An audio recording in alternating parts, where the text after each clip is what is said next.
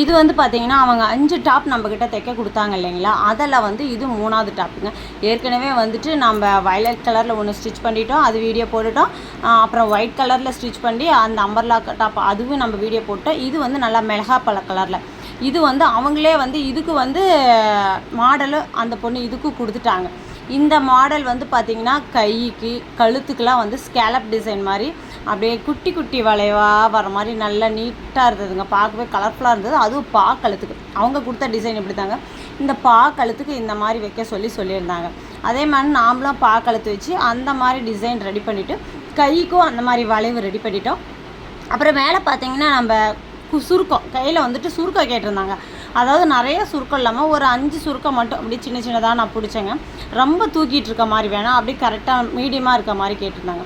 அவங்க கேட்ட மாதிரியே நாமளும் வந்துட்டு அந்த கையும் நீட்டாக ரெடி பண்ணிவிட்டு இதுக்கு வந்து பார்த்திங்கன்னா நம்ம பாடி தனியாக கீழே பாவாடை தனியாக அப்படி தாங்க ரெடி பண்ணி இந்த டாப்பை ரெடி பண்ணோம். இது வந்து பிரின்சஸ் கட்டிங் போட்டு நாம் ரெடி பண்ணிட்டோம். ஏன்னா போட்டால் நல்லா சிக்குன்னு நல்லா இதாக இருக்கணும் அப்படின்ட்டு. அவங்க கேட்ட மாதிரியே நாம் கையெல்லாம் பஃப் கை வச்சு கழுத்து டிசைனும் ரெடி பண்ணி இதெல்லாம் ரெடி பண்ணிவிட்டு கீழே பார்த்திங்கன்னா ஃப்ரீல் அந்த மாடலில் வந்து பார்த்திங்கன்னா கீழே வந்து ஒரு லைன் ஃப்ரீல் கொடுத்துருந்தாங்க. அதேமாரி ஒரு 8 இன்ச்சு அகலத்துக்கு வந்து நான் பீஸ் வெட்டிக்கிட்டேங்க. பீஸ் வெட்டிட்டு கீழே வந்து ஃபுல்லாக ஃப்ரீல் கொடுத்துட்டேன்.